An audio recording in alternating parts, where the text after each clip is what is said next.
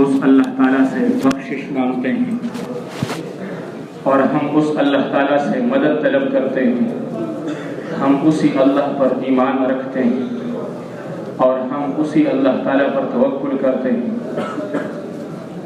اور ہم اپنے نفس کے شرور سے اللہ تعالیٰ ہی کے ساتھ پناہ مانگتے ہیں اور ہم اپنے برے اعمال سے اللہ تعالیٰ ہی کے ساتھ پناہ مانگتے ہیں. اور پھر قرآن پاک کی آیت مبارکہ تلاوت کر کے فرمایا وَالَّذِينَ جَاهَدُوا فِينَا لَنَهْدِيَنَّهُمْ سُبُلَنَا وَإِنَّ اللَّهَ لَمَعَ الْمُحْسِنِينَ.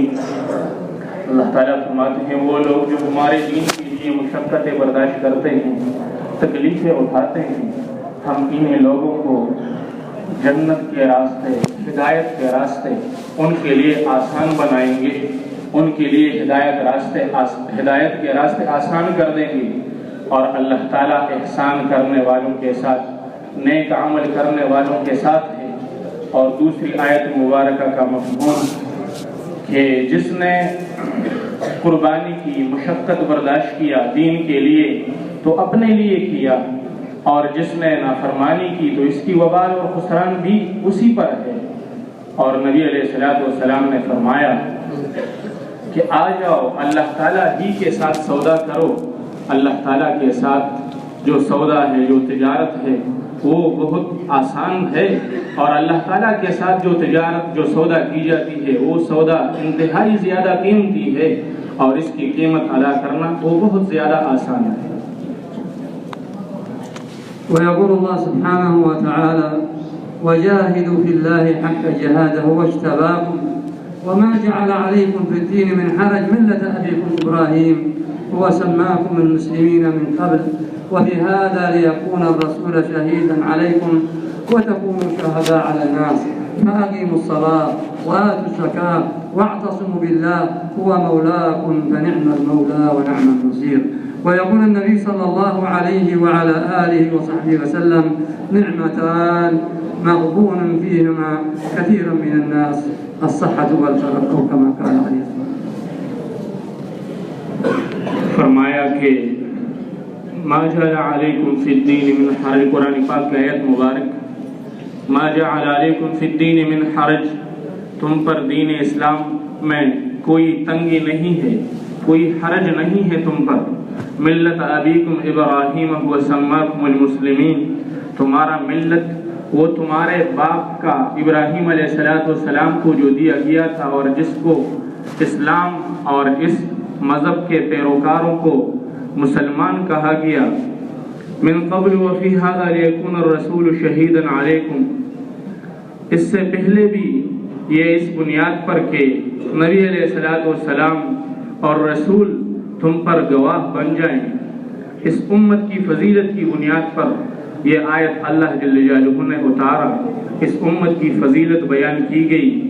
اور نبی علیہ السلام نے ارشاد فرمایا کہ انسان پر اللہ تعالیٰ کے تو بے شمار نعمتیں ہیں، لیکن دو نعمتیں ایسی ہیں جس میں سارے لوگ دھوکہ میں ہیں، سارے لوگ ان دو نعمتوں میں غفلت کر رہے ہیں، غفلت میں پڑے ہوئے ہیں. وہ دو نعمتیں کون سی ہیں؟ صحت اور فراغت. صحت میں اسی نعمت کا بھی لوگوں نے حق ادا نہیں کیا، ناقدری اور غفلت میں پڑے ہوئے ہیں، دھوکے میں ہیں. اور فراغت، انہی دو نعمتوں کا لوگوں نے قدر نہیں کیا اور انہی دونوں نعمتوں میں لوگ غفلت میں اور دھوکے میں پڑے ہوئے ہیں. ولهذا يا اخواني ما ملة ابينا ابراهيم، ملة ابينا ابراهيم هي التضحية.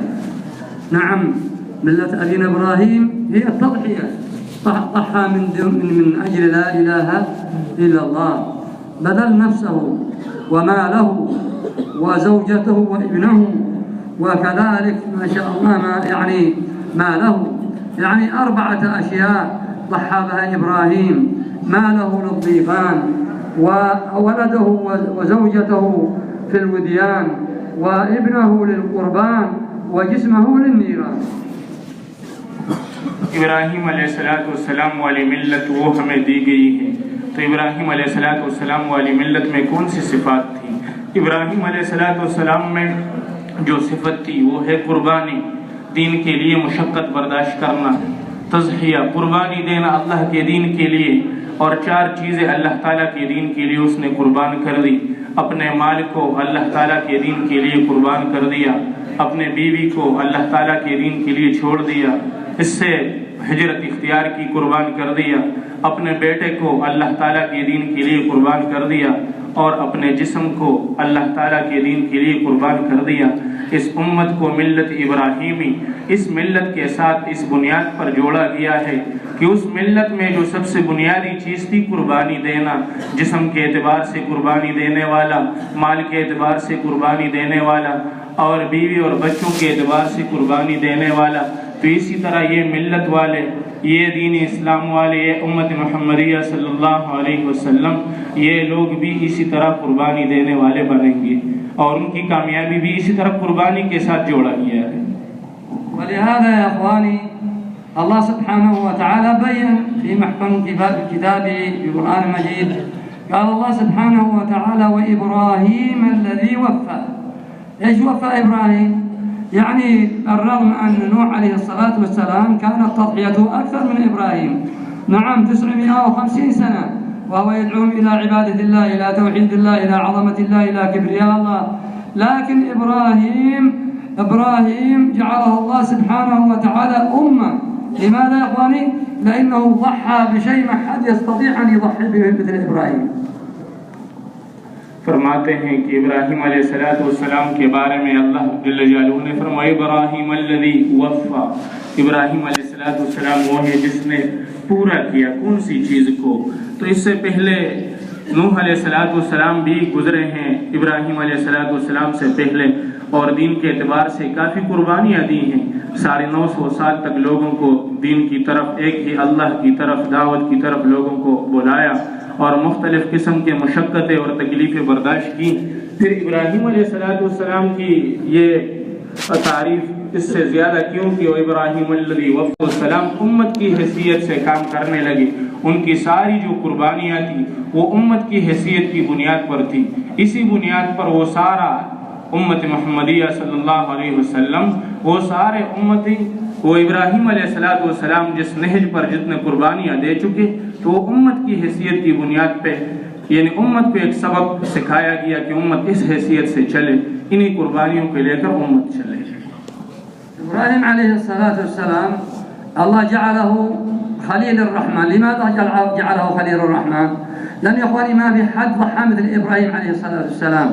نعم ضحى بنفسه في النار، وكذلك ابنه أراد أن يذبحه، وزوجته طرحها في وادي غير ذي زرع، هو ولده، لا طعام ولا شراب ولا أنيس ولا ونيس، لكن يا إخواني الله ما ضيعهم. نعم، وإذا كان أتى عنده ضيف إبراهيم عليه الصلاة والسلام كان يعطي ماله للضيوف، نعم ما يتأخر عن شيء، لأنه سمى بهذه التضحية خليل الرحمن. نعم خليل الرحمن. إن إبراهيم كان أمة، جعله الله سبحانه وتعالى أمة وهو واحد وحيد لحاله.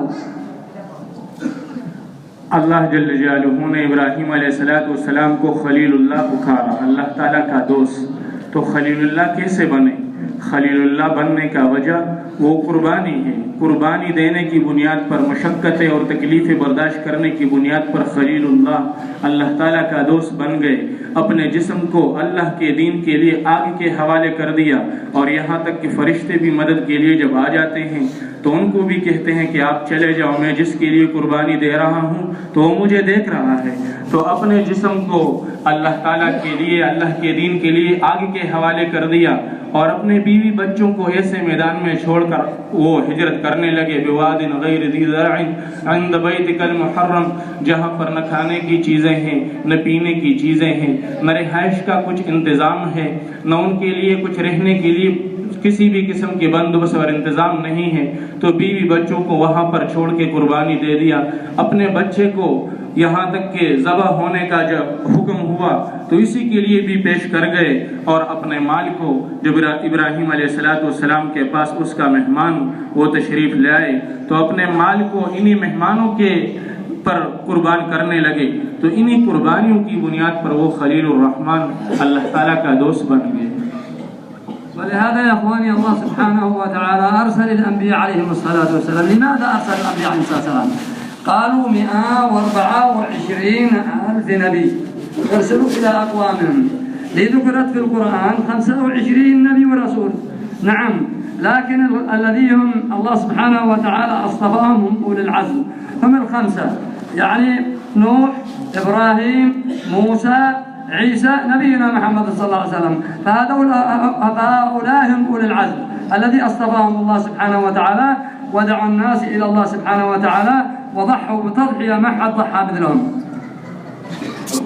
فرماتے ہیں کہ اللہ جل جلالہ نے اس دنیا کو 1,24,000 کم و بیش تک انبیاء کرام اللہ جل جلالہ نے لوگوں کو ہدایت کے لیے اور اللہ کی طرف بلانے کے لیے اللہ تعالیٰ نے انبیاء کرام بھیجے، اور ان میں سے قرآن پاک میں تذکرہ 25 انبیاء کرام کا ہو چکا ہے، اور پھر انہی میں سے 5 انبیاء کرام ایسے ہیں جن کے بارے میں اللہ تعالیٰ فرماتے ہیں اولو العزم، جو بہت عزم والے تھے، اور اولو العزم ان کو اس بنیاد پر کہا گیا کہ وہ قربانی کے اعتبار سے مرتبے میں اول تھے۔ وہ نوح علیہ السلام اور موسیٰ علیہ السلام، عیسیٰ علیہ السلام، ابراہیم علیہ السلام اور محمد عربی صلی اللہ علیہ وسلم، تو یہی 5 پیغمبروں کو اللہ جل جلالہ اولو العزم فرمانے لگے، اس بنیاد پر ان 5 انبیاء کرام نے دین کی خاطر بہت سے تکلیف مشقتیں برداشت کی اور کافی قربانی دے دی ہے اس دین کے لیے۔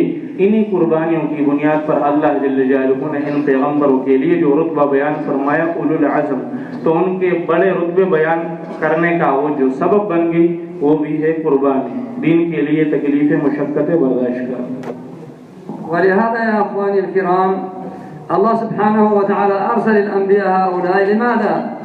ما الغاية من إرسالهم إلى الأمة؟ حتى يربطوا قلوب العباد بالله سبحانه وتعالى. نعم، يربطوا قلب هذا الإنسان بربه، يعرفوا هذا المخلوق بالله سبحانه وتعالى. نعم، الله سبحانه وتعالى أرسل إبراهيم إلى ماذا؟ إلى النمرود وقومه، والنمرود هذا كان جبار في الأرض، جبار ادعاء الربوبية، نعم ادعاء الألوهية، لكن الله سبحانه وتعالى أهلكه. لماذا؟ لأن ما في حياته لا إله إلا الله.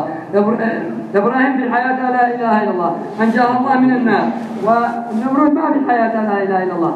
الله سبحانه وتعالى أرسل عليه أضعف المخلوقات وهي البعوض، نعم هو وجيشه، أبادنهم عن آخرتهم. فرماتے ہیں کہ اللہ جل جلالہ نے ابراہیم علیہ السلام کو بھیجا نمرود کی طرف، تو وہ نمرود بادشاہی اور الوہیت کے دعوے کرنے والے ہیں، اور ابراہیم علیہ السلام لا الہ الا اللہ والے ہیں، اور نمرود وہ لا الہ الا اللہ سے انکار کرنے والے ہیں۔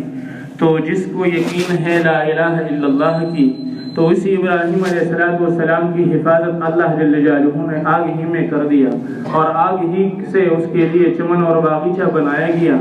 اور جو لا الہ الا اللہ سے انکار کرنے والے ہیں تو وہ اپنے حکمرانی کے ہوتے ہوئے اور بادشاہی کے تخت پر ہوتے ہوئے اس سے اللہ جل جلالہ نے بادشاہت اور بادشاہی کا تخت نہیں چھینا، بلکہ وہ اپنی بادشاہی کے ہوتے ہوئے بادشاہی کے تخت پہ ہوتے ہوئے اس کو اللہ تعالیٰ نے ذلیل کر دیا، اور یہاں تک کہ کمزور مخلوق ایک لنگڑے مچھر کے ذریعے سے اللہ جل جلالہ نے اس کو برباد کر دیا، ہلاک کر دیا۔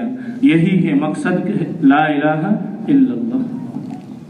وكذلك موسى عليه الصلاة والسلام أرسلها الله سبحانه وتعالى إلى فرعون، نعم إلى فرعون، لكن فرعون تجبر وادعى الألوهية وادعى الربوبية، حتى يعني لما أراد الله سبحانه وتعالى هلاك فرعون جعلها الله سبحانه وتعالى في شيء واحد هو موسى.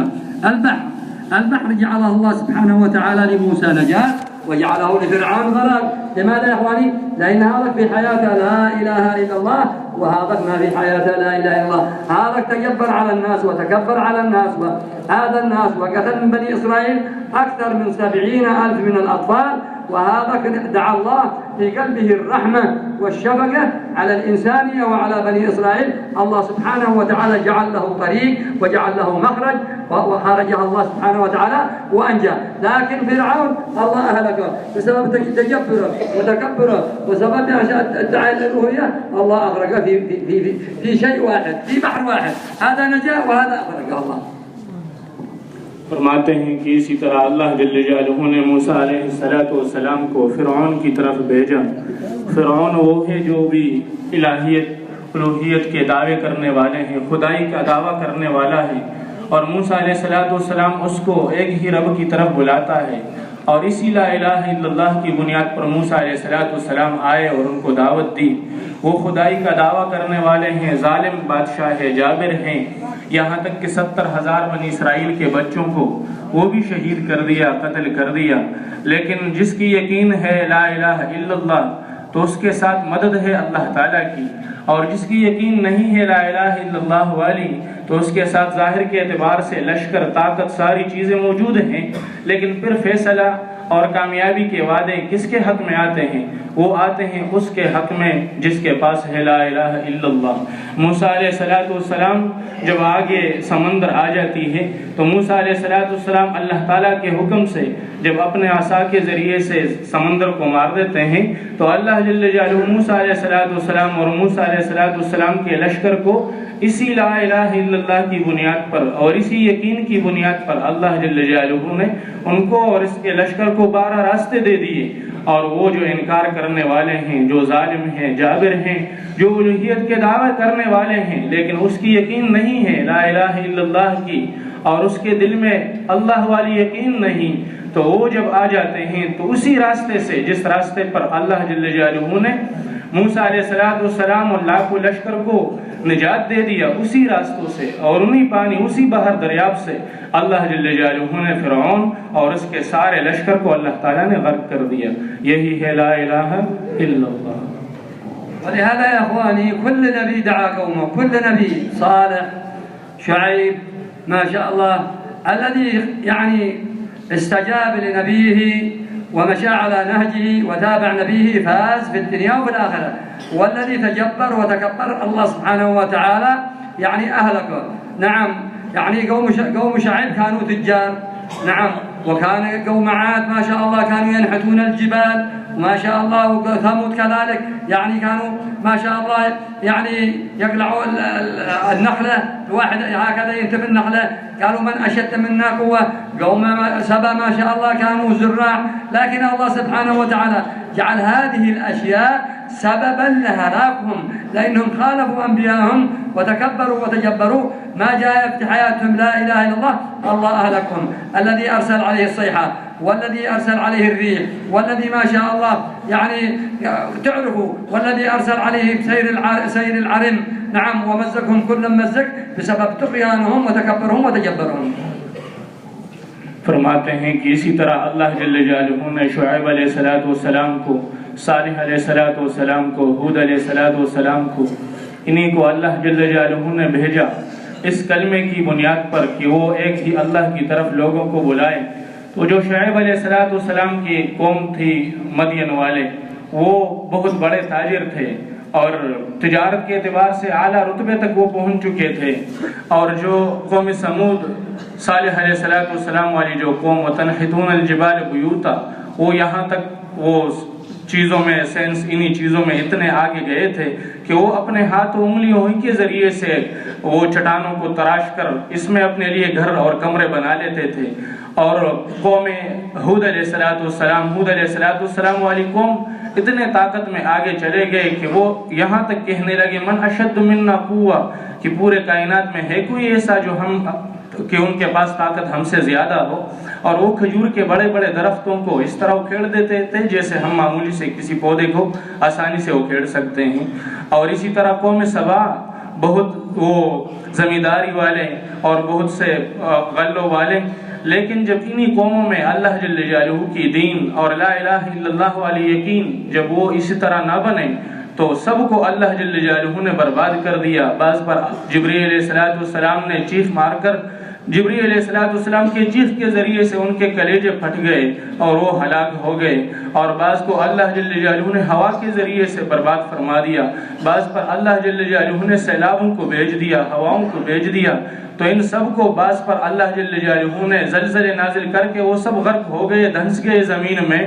تو اللہ کے نہ ماننے والے اور لا الہ الا اللہ کی طرف نہ آنے والے وہ دنیاوی اعتبار سے بہت آگے تھے، تجارت میں اور زراعت میں اور ہر اعتبار سے بہت آگے گئے تھے، لیکن جب ان میں دین نہیں تھی تو اللہ جل جلالہ نے عذاب نازل کر کے سب کو برباد کر دیا۔ وكذلك آخر الأنبياء نبينا محمد صلى الله عليه وسلم هو إمام الأنبياء وأكرم المخلوقات على الله سبحانه وتعالى، هو نبينا محمد صلى الله عليه وسلم. الله سبحانه وتعالى ختم الرسالة بنبينا محمد صلى الله عليه وسلم، لا نبي بعد النبي. نعم، ما عاد يبعث نبي بعد النبي، الذي يقول يبعث النبي بعد النبي هو كذاب، لكن النبي هو النبي رسول الله صلى الله عليه وسلم قال لا نبي بعدي ولا أمة بعدكم بلغوا عني ولو آية يرحمكم الله. فرماتے ہیں کہ اسی طرح اللہ جل جلالہ نے سب سے آخر میں امام الانبیاء، جو کہ تمام انبیاء کرام کے سردار ہیں، امام ہیں، حضرت محمد صلی اللہ علیہ وسلم، اللہ جل جلالہ نے آخری پیغمبر بھیج دیا، اور یہاں تک کہ اس کے بعد کوئی بھی پیغمبر دنیا میں نہیں آئے گا، اور کوئی ایک شک شبہ بھی کرے کہ حضرت محمد عربی صلی اللہ علیہ وسلم کے بعد کوئی پیغمبر آئے گا، کوئی شک شبہ بھی کرے تو وہ بھی کذاب ہے، وہ بھی دین اسلام سے وہ بھی خارج ہیں، اس کے پاس ایمان نہیں رہتا۔ تو نبی علیہ السلام فرمانے لگے کہ میں آخری نبی ہوں اور میرے بعد کوئی نبی دنیا میں نہیں آئے گا، اور تم میرے سے جو کچھ سنو تو وہ دوسروں تک پہنچاؤ، اگرچہ وہ ایک کلمہ، ایک بات کیوں نہ ہو، مجھ سے سنی گئی ایک بات بھی ہو وہ بھی دوسروں تک پہنچاؤ۔ عندما ابتعث الله نبينا محمد صلى الله عليه وسلم وكان يسمى بالصادق الأمين، كان يسمى بالصادق الأمين، لكن عندما الله ابتعثه وكلفه بهذه الرسالة وبهذا الأمر العظيم، الله سبحانه وتعالى النبي عليه الصلاة والسلام يجمع أهل مكة ويدعوهم كل قبيلة باسمها، يا بني عبد المطلب، يا بني عبد مناف، يا بني لؤي، يا بني كل قبيلة حتى اجتمعوا على الصفا. وبعدين لما اجتمعوا قال لهم لو أخبرتكم إن وراء هذا الجبل جيش يغزوكم أأنتم مصدقين؟ قالوا ما جربنا عليك كذبة قط.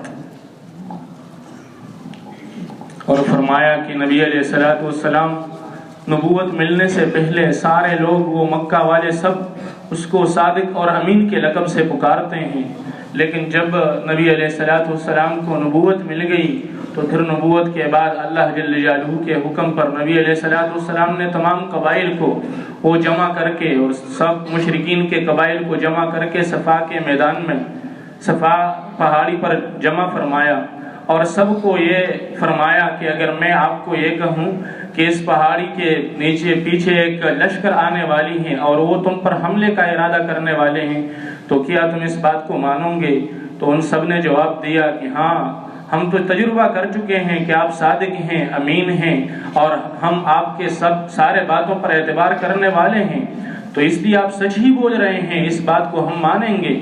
تو اسی طرح نبی علیہ السلام فرمانے لگے کہ میں اللہ تعالیٰ کا رسول ہوں اور میں ایک ہی اللہ کی طرف تم سب کو بلاتا ہوں۔ ولهذا نبينا صلى الله عليه وعلى آله وصحبه وسلم اجتهد في مكة المكرمة 13 سنة على قلوب الصحابة حتى جاءت في قلوبهم حقيقة لا إله إلا الله محمد رسول الله. عذبوا، شتموا، رجموا، قتلوا، لكن ما بالوا بهذا الكلام، لأنهم عارفين ما معنى لا إله إلا الله، أي لا معبود بحق إلا الله. عرفوا أن الله هو الخالق وهو الرازق وهو القوي وهو الغني وهو المعز وهو على كل شيء قدير، أنه لا يتحرك متحرك ولا يسكن ساكن إلا بعلم الله سبحانه وتعالى.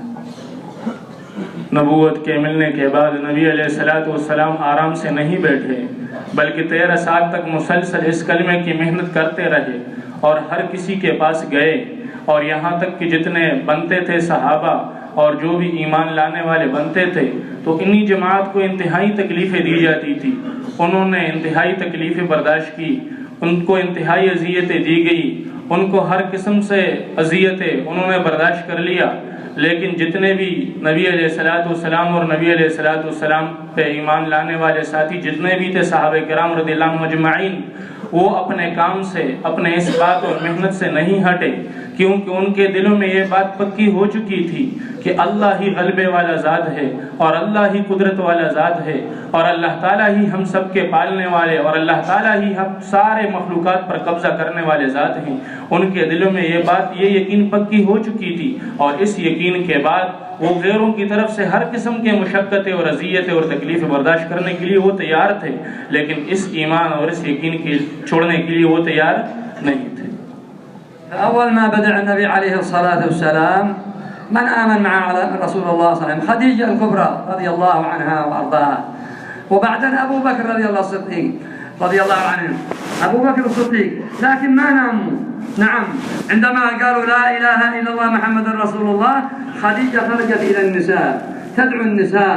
نعم، فاطمة بنت الخطاب في صحيفة عمر بن الخطاب، كذلك صفية بنت عبد المطلب، سمية ما شاء الله أم شريك، وكذلك أبا بكر رضي الله عنه خرج بمجرد ما قال لا إله إلا الله محمد رسول الله، خرج أتى بأربعة من المبشرين بالجنة. أول يوم 4 ويوم ثاني 5 العشرة المبشرين بالجنة، لأنهم ما ناموا صحابة رسول الله عندما عرفوا ما معنى لا إله إلا الله انتشروا ما شاء الله في الأمة وانتشروا في الناس، خرجوا للناس دعوا الناس إلى الله سبحانه.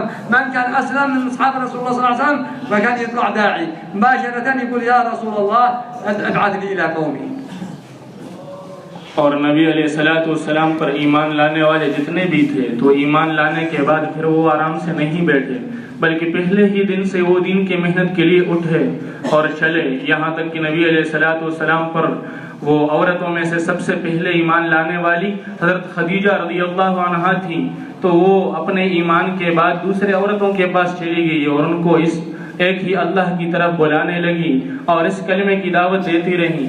اور اسی طرح ابو بکر صدیق رضی اللہ عنہ مردوں میں سے سب سے پہلے ایمان لانے والے، تو وہ اپنے ایمان لانے کے بعد پھر آرام سے نہیں بیٹھا، بلکہ پہلے ہی دن چلے گئے اور اس ایمان کو لے کر دوسروں کے پاس چلے، اور یہاں تک کہ پہلے ہی دن 5 ساتھیوں کو اپنے ساتھ لے آئے اور کہنے لگے اے اللہ کے رسول یہ میرے آج والے دن کی مزدوری ہے.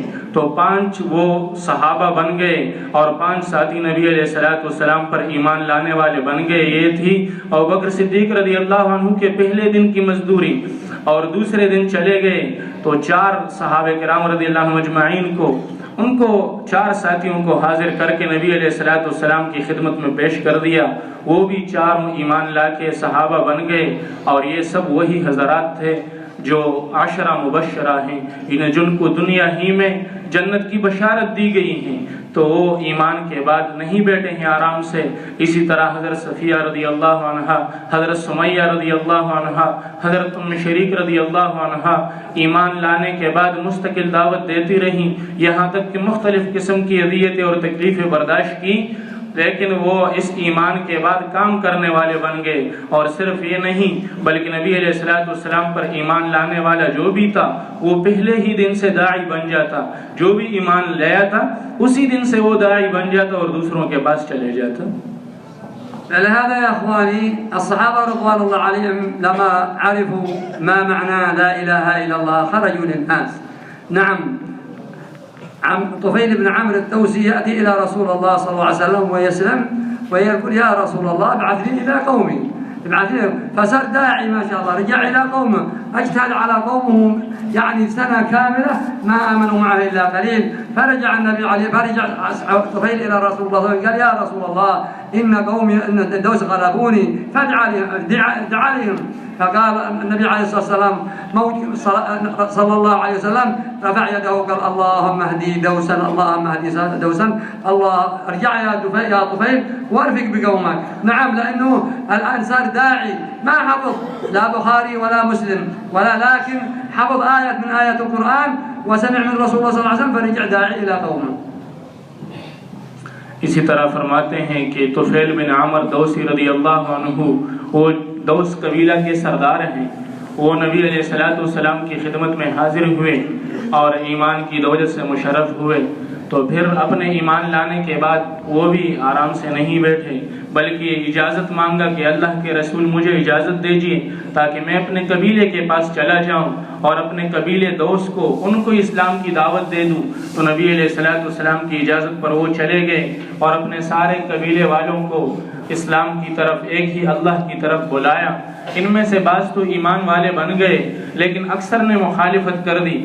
اسی مخالفت کی بنیاد پر وہ پھر نبی علیہ السلام کی خدمت میں حاضر ہوئے کہ اللہ کے رسول میرے قوم کے اکثریت نے میری مخالفت کر دی، تو آپ دوست قبیلے کے لیے دعا فرمائیں کہ اللہ جل جلالہ ان کو ہدایت دے دیں. تو نبی علیہ السلام نے ہاتھ اٹھائے اور فرمایا اللہم اہد دوسا، اللہم اہد دوسا، اے اللہ دوست قبیلے کو ہدایت دے دو، دوست قبیلے کو ہدایت دے دو، دوست قبیلے کو ہدایت دے دو. اس کے بعد نبی علیہ السلام نے فرمایا کہ چلیں اپنے قوم کی طرف اور اس کو دعوت دے دیجیے ایمان کی طرف، ایک اللہ کی طرف بلائیے. تو طفیل بن عامر دوسی رضی اللہ عنہ اپنے قبیلے کی طرف چلے گئے اور یہاں تک ان کو دعوت دے دیا، یہاں تک کہ ان کا سارا قبیلہ جتنا بھی تھا، دوست قبیلہ سارا، وہ مسلمان ہو گئے. تو وہ ایمان لانے کے بعد داعی بن گئے تھے. اول ہی دن سے وہ ایمان جب لاتے تو اول ہی دن سے داعی بن جاتے اور جہاں تک ہو سکتا تھا وہاں تک چلے جاتے. هذا طفيل بن عمرو الدوسي كم أتى إلى المدينة ب80 بيت، 80 بيت كلهم مسلمون، من ضمنهم أبو هريرة ما شاء الله. أبو هريرة كم راوي الأحاديث أبو هريرة؟ وهذا في صحيفة طفيل بن عمرو الدوسي. نعم يا أخواني. وكذلك أبا ذر الغفاري، تعرفوا قصة أبا ذر الغفاري ما شاء الله، يعني عندما أسلم خرج إلى الكعبة، حول الكعبة وقال أشهد أن لا إله إلا الله وأشهد أن محمد، حتى ضربوا حتى كادوا يموتوا، لكن ما تراجعوا، ما يبالوا بالعذاب، ما بالوا بالعذاب ولا بالوا بالمشقة لأنهم عرفوا ما معنى لا إله إلا الله. اسی طرح وہ پہلے بات میں انہوں نے یہ بھی فرمایا کہ طفیل بن عامر دوسی رضی اللہ عنہ جو تھے انہوں نے کہیں حدیث کی بڑی بڑی کتابیں یا دین کے دعوت کی بڑی بڑی کتابیں نہیں پڑھی تھی، بلکہ انہوں نے بس ایمان کو سیکھا اور ایمان کے الفاظ لا الہ الا اللہ کے پڑھنے کے بعد اور دل میں یہ یقین بٹھانے کے بعد پہلے ہی دن وہ چلے گئے اور داعی بن گئے. اور اسی طرح ابو ذر رضی اللہ عنہ اور ابو ہریرہ رضی اللہ عنہ جو اپنے ایمان لانے کے بعد، ابو ذر رضی اللہ عنہ اپنے ایمان لانے کے بعد ان کو کتنے تکلیفیں دی گئیں، سارے تکلیفوں کو برداشت کر کے، اور پھر نبی علیہ السلام کو، شیخ نے تو یہ بات نہیں فرمائی لیکن نبی علیہ السلام کے پاس جب وہ حاضر ہوئے کہ اللہ کے رسول اگر میں اظہار کر دوں اپنے اس ایمان کا تو ٹھیک ہوگا؟ نبی علیہ السلام نے فرمایا ہاں اظہار تو ٹھیک ہے لیکن آپ برداشت نہیں کر سکوں گے. تو کیا کہ فرمانے لگے کہ اللہ کے رسول وہ دین جو حق ہے، سچ ہے، اللہ اور رسول کا لائے ہوا سچا دین ہے، تو کیا میں وہ اپنے پاس چھپا کے رکھوں؟ اور چلے گئے اور لوگوں کے سامنے ہی لا الہ الا اللہ کے بول کی آوازیں دے کر یہاں تک کہ مختلف تکلیفیں دی گئیں، یہ سب کچھ انہوں نے برداشت کر لیے لیکن اپنے ایمان پر، یقین پر وہ ڈٹے رہے اور وہ دعوت کے عمل سے پیچھے نہ ہٹے. وكذلك أبا بكر رضي الله عنه وعمر بن الخطاب رضي الله عنهم اجتهدوا. نعم، قالوا عمر بن الخطاب هو الرقم 40 الذي كان قد أسلموا مع النبي عليه الصلاة والسلام 39 رجل، لكن الرقم 40 هو عمر بن الخطاب. لكن من عمر الفاروق. قالوا هذا تحصل على المرتبة الثانية بعد أبا بكر، المرتبة الثانية. لماذا يا إخواني؟ لأنه قالوا الدعوة هذه والجهد هذا ليس لمن سبق بل للذي صدق، الذي يصدق والذي يعني يكون عنده الصدق وعنده التضحية، هذا يقدمه الله سبحانه وتعالى. فرماتے ہیں کہ اسی طرح ابوبکر صدیق رضی اللہ عنہ اور عمر فاروق رضی اللہ عنہ دین کی خاطر وہ کتنے قربانیاں انہوں نے دے دی. اور عمر رضی اللہ عنہ وہ تو مسلمان ہو گئے 40ویں نمبر پر، لیکن اپنے قربانیوں کی خاطر اور اپنے دعوت کی خاطر وہ اتنے قربانیاں انہوں نے برداشت کی اور ایسے ڈٹے رہے کہ وہ 40ویں نمبر سے دوسرے نمبر پر وہ آ گئے اور دوسرے رتبے کو انہوں نے حاصل کر لیا. یہ سارے اسی بنیاد پر تھی کہ وہ ایمان لانے کے بعد داعی بن کے دین کے خاطر سب کچھ تکلیف اور مشقتیں وہ تو برداشت کرنے لگے لیکن دعوت کے اس کام سے پیچھے نہ ہٹے. اللہ سبحانہ وتعالی اکرم الصحابہ، كل صحابي وما أكرمها الله سبحانه وتعالى. من هو من اهتز له عرش الرحمن لموته ومنهم من ما شاء الله يعني شيعته 70,000 من الملائكة، ومنهم ما شاء الله من غسلته الملائكة ما بين السماء والأرض، ومنهم من حرسته ما شاء الله النحل. نعم، لماذا يا إخواني؟ لأنهم ضحوا من أجل دين الله سبحانه وتعالى، وبذلوا أجسامهم وأموالهم وخرجوا إلى الناس وضحوا بالغالي والنفيس من أجل دين الله. الله أكرمهم ورضي عنهم في الدنيا وفي الآخرة. وہ لوگ جو پہلے جہالت میں تھے اور انتہائی جہالتوں کی زندگی گزارتے تھے، پھر وہی لوگ بعد میں اس ایمان کی وجہ سے اور اس دعوت کی وجہ سے ایسے بن گئے کہ کبھی تو ان کی وفات پر اللہ تعالیٰ کا عرش ہل رہا ہے اور کبھی ان کی وفات پر لاکھوں فرشتے حاضر ہو رہے ہیں، تو یہ اور کبھی ان پر دنیا ہی میں جنت کی بشارتیں وہ نازل ہو رہی ہیں، اور ان کے بارے میں اللہ جل جلالہ کون سا فتویٰ دے چکے ہیں، رضی اللہ عنہم ورضوا عنہ، وہ اللہ تعالیٰ ان سے راضی ہیں اور وہ اللہ تعالیٰ سے راضی ہیں۔ تو وہ کیسے بن گئے؟ وہ اس ایمان کو حاصل کر کے داعی بن گئے، اس دعوت اور انہی قربانیوں کی بنیاد پر کہ انہوں نے کسی بھی چیز کو نہیں دیکھا، نہ اپنے گھروں کو دیکھا، نہ اپنے بیوی بچوں کو دیکھا، نہ اپنے پیشوں کو دیکھا، نہ اپنے مکان اور دوسرے رہن سہن والے چیزوں کو اختیار کیا، بلکہ سب کچھ کو قربان کر کے اللہ کے دین کے لیے نکل گئے، قربانیاں برداشت کی۔ انہی قربانیوں کی بنیاد پر اللہ جل جلالہ نے ان کے لیے ایسے فیصلے فرما دیے۔ وكذلك إخواني لكل صحابي كرامة، لكل صحابي كرامة. أبو بكر ينزل جبريل ويسلم عليه سلام من الله سبحانه وتعالى ويقول له هل أنت راضي عن الله؟ فيقول ما لي لا أرضى عن ربي. عمر بن الخطاب يقول له النبي عليه الصلاة والسلام إن الشيطان إذا رآك في فج يعني مشى من فج ثاني. لماذا يا إخواني؟ سعد بن معاذ اهتز له عرش الرحمن، حنظلة يعني تغسله الملائكة ما شاء الله، يعني كل الصحابة ما شاء الله الله سبحانه وتعالى أكرمهم بكرامات. نعم، تميم الداري النبي عليه الصلاة والسلام يعني يبشره ويقول له يعني عندما سرج مسجد رسول الله صلى الله عليه وسلم فخرجت من المدينة بركان، فعندما في عهد عمر ما شاء الله قال له يا تميم قم لها يا تميم، خرج بركان من في المدينة فقل قم لها يا تميم. قال لماذا يا أمير المؤمنين؟ من أنا؟ قال أنت بشرك رسول الله وقال اللهم حرم عليه النار حيا وميتا، فقام وكفر النار وهو يقول الله أكبر الله أكبر الله أكبر حتى رجعت إلى جحرها النار، لأنهم لهم كرامة من الله سبحانه وتعالى. الله أكرمهم في دار الدنيا وكذلك في الآخرة. اور اسی طرح نبی علیہ السلام کے سارے ساتھی جتنے بھی تھے، تمام صحابہ وہ رتبوں والے، مرتبوں والے اور کرامتوں والے بن گئے انہی ایمان کی وجہ سے اور انہی قربانیوں کی خاطر۔ ابو بکر صدیق رضی اللہ عنہ کے پاس جبرائیل علیہ السلام حاضر ہوتے ہیں اور سب سے پہلے سلام کرتے ہیں، پھر اللہ جل جلالہ کی طرف سے سلام عرض کرتے ہیں اور پھر پوچھتے ہیں کہ میں اللہ تعالیٰ کی طرف سے بھیجا گیا ہوں آپ کے لیے، اور اللہ جل جلالہ پوچھتا ہے کہ کیا ابو بکر مجھ سے راضی ہے یا نہیں؟ ابو بکر رضی اللہ عنہ روئے کہ کہاں میں اور کہاں یہ بات، تو یہ کس بنیاد پر ایسے بن گئے؟ اسی ایمان اور اسی دعوت کی بنیاد پر۔ اور عمر رضی اللہ عنہ ایسے مرتبے اور کرامت والے بن گئے کہ نبی علیہ السلام فرمانے لگے کہ جہاں پر عمر ہوتا ہے وہاں پر شیطان نہیں ہوتا، اور جس گلی سے اور جس علاقے سے وہ گزر کے جاتا ہے تو شیطان اس علاقے سے بھاگ جاتا ہے، اسی پورے علاقے کو شیطان چھوڑ دیتا ہے۔ اور یہاں تک کہ حنظلہ رضی اللہ عنہ کو وہ فرشتے غسل دیتے ہیں، فرشتے آ کر ان کے غسل کی خدمت کر رہے ہیں۔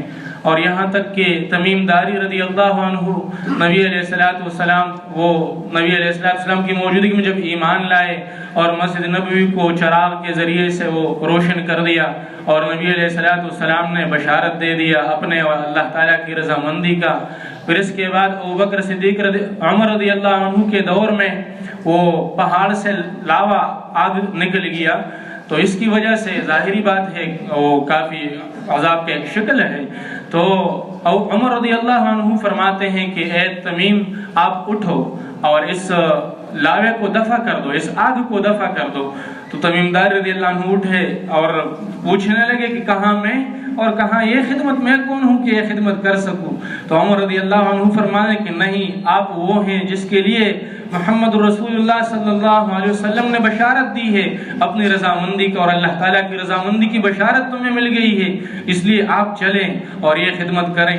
تو وہ چلے گئے اور اس لاوے کے پیچھے پڑے اور اس طرح ہانک رہے تھے جیسے کوئی بیڑ بکریوں کے ریوڑ کو اسی طرح ہانک رہا ہو، تو اسی طرح اس لاوے کو اس آگ کو ہانک رہا ہے، اور یہاں تک چلے کہ جہاں سے وہ آگ نکل گئی تھی جس پہاڑی سے، اسی سوراخ پر وہ آگ کو اندر کر دیا اور ایک بڑے پتھر کو اس سوراخ پہ رکھ دیا۔ تو یہ رتبے، یہ کرامت، سارے صحابہ اس طرح کرامت والے اور رتبہ والے بن گئے اس ایمان اور دعوت اور انہی قربانیوں کی بنیاد پر۔ هكذا يا اخواني الكرام النبي عليه الصلاه والسلام انتقل الى جوار الله سبحانه وتعالى، وما تعدى الدين الى يعني العالم بل الى الجزيره العربيه. اخر غزوه للنبي عليه الصلاه والسلام الى تبوك، وكلنا نعرف، لكن من بلغ الدين؟ من الذي قام بالدين؟ ما الذي تحرك من اجل الدين؟ ما الذي بذل من اجل الدين؟ من الذي يعني جاهد من اجل الدين؟ هم الصحابه. يجمعهم النبي عليه الصلاه والسلام في حجه الوداع 124 صحابي ويخطب خطبته المشهوره، يقول ما يومكم هذا، ما شهركم هذا، ما بلدكم هذا. قالوا الله ورسوله عنه، قال اليس البلده، اليس الشهر الحرام، اليس يوم النحر؟ قالوا بلى يا رسول الله. قال ان دماءكم واموالكم واعراضكم حرام عليكم كحرمه يومكم هذا في شهركم هذا في بلدكم هذا. قال هل بلغت؟ قالوا نعم يا رسول الله، نشهد انك بلغت الرساله واديت الامانه ونصحت الامه وجاهدت بالله حق جهاده. نعم، لكن النبي عليه الصلاه والسلام قال فالحاضر يبلغ منكم الغائب، واشار باصبعه هكذا اللهم فاشهد اللهم اشهد، فالحاضر يبلغ منكم الغائب. تو فرماتے ہیں کہ اب ہماری، آپ کی اور سارے کلمے والوں کی یہ یقین ہے، یہ ہمارا سب کا عقیدہ ہے کہ نبی علیہ الصلوۃ والسلام اب اس دنیا سے پردہ فرما چکے ہیں۔ تو نبی علیہ الصلوۃ والسلام اپنے ذات کے اعتبار سے تبوک تک چلے گئے، وہ صرف بلاد عرب تک چلے گئے تھے، زیادہ باقی دنیا تک، باقی ممالک تک نہ پہنچے، لیکن صحابہ کرام رضی اللہ عنہم اجمعین وہ انہوں نے اس کام کو اٹھا کر، اس دعوت کو اٹھا کر وہ دنیا کے کونے کونے تک پہنچ گئے۔ ہم اور آپ یہ جتنے بھی ایمان والے بن گئے ہیں، تو یہ صحابہ کرام رضی اللہ عنہم اجمعین انہیں کی قربانیوں کی وجہ سے کہ وہ نبی علیہ الصلوۃ والسلام کی اس جہد اور محنت کو لے کر وہ اپنے گھروں میں نہ رہیں، دنیا کے کونوں کونوں تک پہنچ گئے، اور یہاں تک کہ نبی علیہ الصلوۃ والسلام اپنے آخری خطبہ حجۃ الوداع میں فرماتے ہیں کہ پوچھتے ہیں آج کون سی دن ہے، وہ کون سی تاریخ ہے، کون سا مہینہ چل رہا ہے، کون سی سال چل رہی ہے؟ تو صحابہ کرام رضی اللہ عنہم اجمعین جواب دینے لگے کہ یہ مہینہ ہے، یہ تاریخ ہے، یہ سال چل رہا ہے۔ تو نبی علیہ الصلوۃ والسلام فرمایا کہ ہاں۔ پھر اس سے مراد صحابہ کرام رضی اللہ عنہم اجمعین کو وہ ان کو متوجہ کرنا تھا اس بات کے لیے کہ نبی علیہ الصلوۃ والسلام اب ان کو کون سی ذمہ داری حوالہ کر رہے ہیں۔ تو نبی علیہ الصلوۃ والسلام فرمانے لگے کہ آپ پر ایک دوسرے کے اموال اور ایک دوسرے کے خون اور یہ سب حرام ہے۔ بہت سے وہ حقوق کے حوالے سے بیان فرمائے نبی علیہ الصلوۃ والسلام نے، لیکن جو ذمہ داری ان کو حوالے کر دی وہ یہ تھی کہ نبی علیہ الصلوۃ والسلام فرمانے لگے کہ کیا میں نے اللہ تعالیٰ کا دین تم تک پہنچا دیا؟ تو صحابہ کرام رضی اللہ عنہم اجمعین فرمانے لگے اللہ کے رسول آپ نے تو حق ادا کر دیا، آپ نے حق ادا کر دیا۔ تو نبی علیہ الصلوۃ والسلام فرمایا اللہم اشہد اللہم اشہد اللہم اشہد، اے اللہ تو گواہ بن جا، تو گواہ بن جا، تو گواہ بن جا۔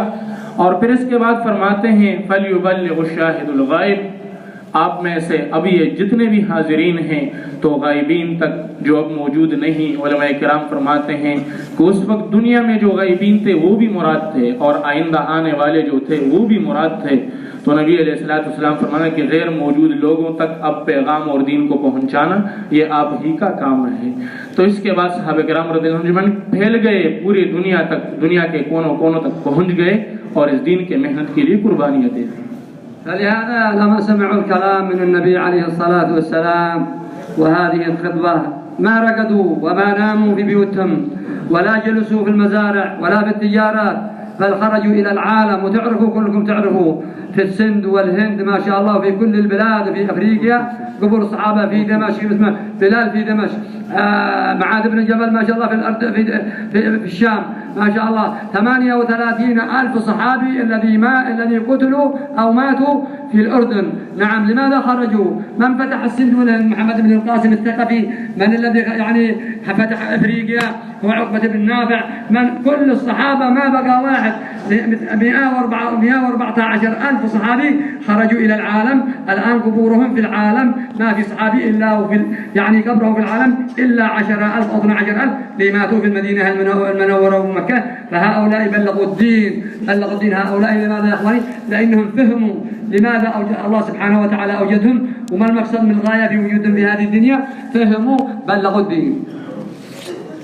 فرماتے ہیں کہ صحابہ کرام رضی اللہ عنہ اجمعین اس ذمہ داری کے سننے کے بعد جب ان کو یہ ذمہ داری دے دی گئی تو اس ذمہ داری کے بعد نہ سوئے اور نہ بیٹھے، نہ اپنے کاموں میں لگے، نہ اپنے شغل میں لگے رہے، بلکہ چلے گئے، اٹھے اور دنیا کے کونے کونے تک پہنچ گئے اور انہوں نے پھر سب کچھ کو قربان کر دیا، یہاں تک کہ بلال رضی اللہ عنہ وہ دمشق میں دفن ہو گئے، مدینہ سے اٹھے دمشق میں دفن ہو گئے، اور معاذ بن جبل رضی اللہ عنہ وہ مدینہ سے اٹھے اور شام اردن میں دفن ہو گئے، اور یہاں تک کہ سندھ تک اور فلسطین، شام اور یہ ترکی اور یہاں پاکستان، افغانستان، ان سارے ممالک تک یہ صحابہ کرام رضی اللہ عنہ اجمعین پہنچ گئے، اور اردن تک 36,000 صحابہ کرام رضی اللہ عنہ اجمعین وہ گئے۔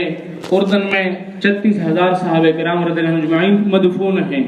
36,000 صحابہ اردن میں کس چیز کے لیے گئے؟ یہ اس دعوت کو لے کر، اس دعوت کی بنیاد پر وہاں پہ چلے گئے، اور وہاں پر وہ وفات پا کر ان کی قبریں وہاں پر بن گئی، اور 1,24,000 تک صحابہ ہیں۔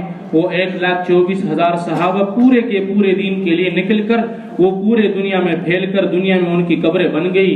اور علماء کرام فرماتے ہیں کہ مکہ اور مدینہ اسی سرزمین عرب پر صرف 10,000 تک صحابہ کی قبریں موجود ہیں، یہ باقی 1,14,000 کا مبیشتک، اتنے لاکھوں کے صحابہ یہ کہاں چلے گئے اور کس چیز کے لیے چلے گئے؟ یہ پورے دنیا میں پھیل کر گئے اور پورے دنیا میں ان کی قبریں بن گئی، دنیا کے کونوں کونوں میں، اور صرف دین کی غرض سے گئے، دعوت کی بنیاد پر چلے گئے۔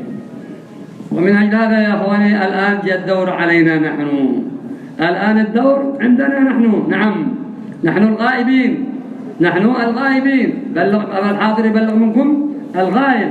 فنحن كيف نبلغ الناس؟ لأن احنا أمة دعوة ليس أمة عبادة. الأمم السابقة كانت أمة عبادة، لكن نحن أمة عبادة وأمة دعوة. فنحن ندعو الناس إلى العبادات وندعو الناس إلى الأعمال الصالحة، إلى الأخلاق الفضيلة. نعم، بسبب الخروج في سبيل الآن بفضل الله سبحانه وتعالى، الفضل لله ثم لا ما شاء الله، لا الشيخ محمد الياس ما شاء الله تعرفوا ما شاء الله رجل واحد اجتهد ما شاء الله. وكذلك الآن في الباكستان ما شاء الله العالم موجودين في الباكستان بسبب ماذا يا أخواني؟ لأن الجهد موجود. إذا اجتهدنا وتحركنا وبذلنا من أنفسنا وأموالنا ينتشر الدين في العالم. فرماتے ہیں کہ وہ غائبین وہ کون تھے؟ وہ ہم اور آپ ہیں، اور ابھی ہماری اور آپ کی باری ہے۔ صحابہ کرام رضی اللہ عنہ اجمعین اور بعد میں آنے والے وہ دین کے محنت کرنے والے، انہوں نے اپنی ذمہ داری پوری کر دی اور ہماری تک دین پہنچ گئی۔ اب ہماری باری ہے، ہم بھی اسی طرح قربانی دے کے اور دین کی خاطر اور دعوت کی خاطر اٹھ کے اٹھیں گے۔ اور فرمایا کہ ایک ہی شخص تھے مولانا الیاس رحمۃ اللہ علیہ کہ انہوں نے دین کے لیے قدم بڑھایا، اس دعوت کے محنت کے لیے قدم اٹھایا، تو اسی ایک ہی شخص کے فکر پر کتنے لوگ اٹھے اور کتنا دین پھیل گیا۔ تو ہم سارے اگر فکر کریں گے، سوچیں گے اور دین کے لیے قدم اٹھائیں گے تو کتنا خیر پورے دنیا میں دعوت کے اعتبار سے آ جائے گا۔ والآن تشوفوا ما شاء الله في بلادكم يا أهل الباكستان، يعني 80 دولة، أكثر من 80 دولة يعني أتوا إلى بلادكم في الاجتماع. لا عندكم لا كعبة ولا عندكم مسجد النبوي، لا عندكم مكة ولا عندكم الحرم النبوي، ما عندكم، لكن الجهد، إذا الجهد موجود الناس يتحركون، الناس يأتون من العالم. فأنتم تحافظوا على هذه النعمة. نعم، الله أنعم عليكم بهذه النعمة، نعمة فضيلة لا بعدها فضيلة، والله نعمة أنكم ما شاء الله العالم يأتون إلى بلادكم ما شاء الله. لماذا يا إخواني؟ لأنكم تجتهدون، فلا بد ما نجتهد كلنا. نحن محتاجين مسؤولين مكلفين من الله سبحانه وتعالى. فإن شاء الله كلنا ما يبقى واحد مننا في هذا المجمع إلا نحن نخرج في سبيل الله ونسجل ما شاء الله لسنة، ل4 أشهر، ل7 أشهر، ل40 يوم. نعم يا إخواني، الله سبحانه وتعالى يقول إن الله اشترى من المؤمنين أموالهم وأنفسهم أن لهم الجنة. نعم، اشترى من المؤمنين أنفسهم وأموالهم لهم الجنة. يا أيها الذين آمنوا هل أدلكم على تجارة تنجيكم من عذاب أليم تؤمنون بالله ورسوله وتجاهدون في سبيل الله بأموالكم وأنفسكم ذلكم خير لكم إن كنتم تعلمون. ما الجزاء يا رب؟ قال يغفر لكم ذنوبكم ويدخلكم جنات تجري من تحتها الأنهار ومساكن طيبات في جنات عدن ذلك الفوز العظيم. فمن هذا يا إخواني بارك الله فيكم كلنا نسجل ما شاء الله ونخرج في سبيل الله ما شاء الله. بارك الله فيكم. نورا. نحن لما أتينا من اليمن لما رأينا هذا الوجه تأثرنا ما شاء الله وحبيناكم من قلوبنا يعظم الله. نحن حبيناكم من قلوبنا. فرماتے ہیں کہ اے پاکستان والوں اللہ تعالیٰ کا شکر کیا کرو اور زیادہ سے زیادہ اللہ کا شکر ادا کرو، کیونکہ یہاں پر اب آپ کے ہاں اجتماع میں 90 تک ممالک کے لوگ 80 سے زیادہ 90 تک ملکوں کے لوگ آپ کے پاس یہاں پہ آئے تھے. تو یہاں پر نہ مکہ ہے اور نہ مدینہ ہے، نہ بیت اللہ ہے اور نہ روضۃ الرسول ہے اور نہ مسجد اقصیٰ ہے، اور یہاں تک کہ وہ جگہ وہاں تک آنا نہیں تھا انہی وہ رکاوٹوں کی بنیاد پر. اور یہاں پر 90 تک ممالک وہ جمع ہو گئے، 90 ملکوں کے لوگ یہاں پر آپ کے پاس آ گئے. یہ کس بنیاد پر یہاں سب جمع ہو گئے تھے؟ یہ اس بنیاد پر کہ یہ فرماتے ہیں کہ یہاں محنت ہے، یہاں دعوت کی محنت ہے. تو فرماتے ہیں کہ شکر ادا کریں اور یہ محنت آگے بڑھائیں، اس کے لیے قدم اٹھائیں. اور پھر فرماتے ہیں کہ ابھی یہ یمن سے جب ہم آ رہے تھے تو اسی شوق کو لے کے آئے ہیں کہ وہاں پر ہم دعوت کو سیکھیں گے، وہاں پر ہم دین کے محنت کو سیکھیں گے. اور آپ کے مبارک چہروں کو دیکھ کر ہمیں خوشی ہو جاتی ہے. یہ صحابہ کے اولاد بھی ہیں حضرات اور عرب لوگ بھی ہیں، پھر بھی یہ حضرات ہمارے پاس آتے ہیں اور ہمارے کون سے چہرے اور کون سے برکات. پھر ان حضرات کی اس طرح کی باتیں کہ آپ کے مبارک چہروں کو دیکھنے کے لیے اور یہاں سے دین کے محنت کو سیکھنے کے لیے، پھر بھی اگر ہم سے ناقدری ہو جائے تو سب سے بڑی ناقدری اس سے اور نہیں ہو سکتی اللہ تعالیٰ کی نعمتوں میں سے. عرب لوگ ہمارے پاس آ کر یہاں پہ آ جاتے ہیں. تو اسی طرح یہ شیخ فرماتے ہیں کہ آپ کے چہروں کو دیکھ کر ہمیں خوشی ہو جاتی ہے، اور ہم آئے بھی اس مقصد کے لیے ہے کہ وہاں ہم محنت کرنے والے دعوت والے لوگوں کو دیکھیں اور یہاں پر اس طرح جہد والے لوگوں کو دیکھیں، یہاں سے محنت سیکھ کر ہم چلے جائیں.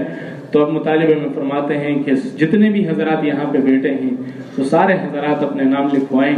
جن حضرات کے بھی ابھی تک 4 ماہ نہیں لگے ہیں سارے نقد وہ 4 ماہ کے لیے ارادے فرمائے، وہ اٹھ کر کھڑے ہو جائیں.